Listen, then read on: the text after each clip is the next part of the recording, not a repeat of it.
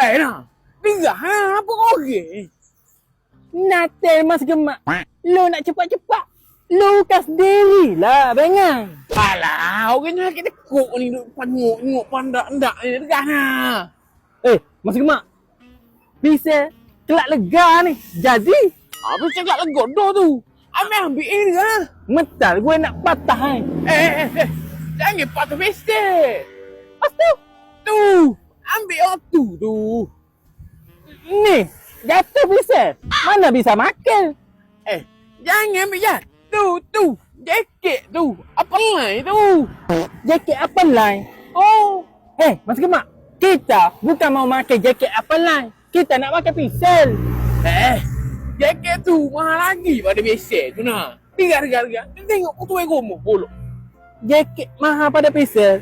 Oh, apa lain tu? Tak barang aku.